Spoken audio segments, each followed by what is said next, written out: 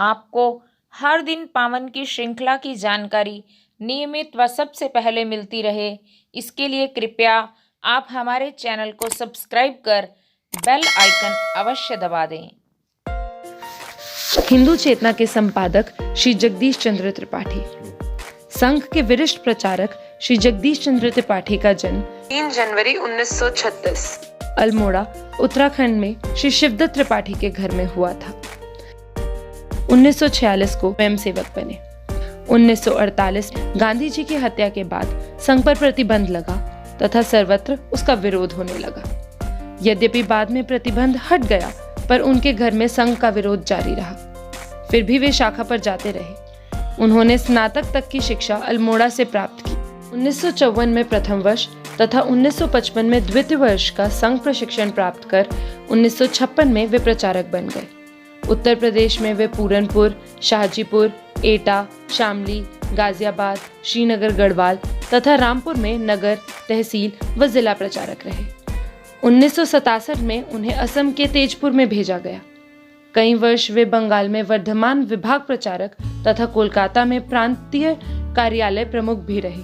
1984 से 1990 तक वे वरिष्ठ प्रचारक श्री भावराव देवरस के निजी सहायक रहे। फिर उन्होंने उत्तरांचल उत्थान परिषद अल्मोड़ा, वाराणसी कल्याण आश्रम सोलन हिमाचल प्रदेश, लोक भारती लखनऊ तथा विश्व संवाद केंद्र अल्मोड़ा का कार्यभार भी संभाला।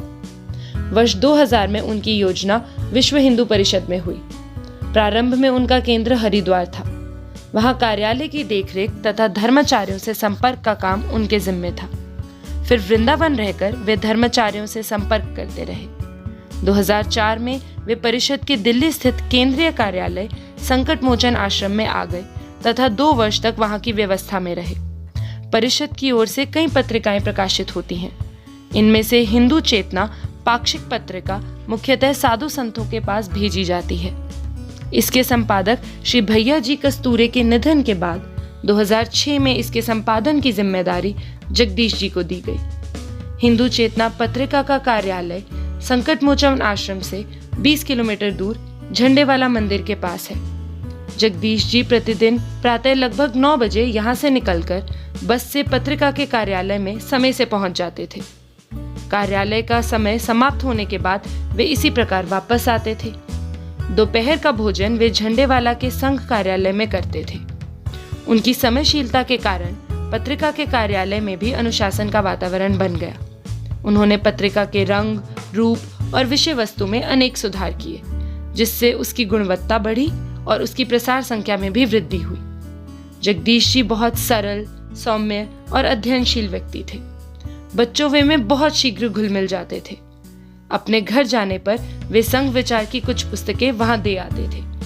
वे किसी भी भाषा बोली को बहुत जल्दी सीखकर बोलने लगते थे। हिंदी और कुमाऊनी के साथ वे बंगला, मराठी और पंजाबी भी बोल लेते थे। आपातकाल में वे दार्जिलिंग में गिरफ्तार हुए। कुछ समय बाद उनकी जमानत हो गई, पर उन्हें हर महीने थाने में हाजिरी देने जाना पड़ता था।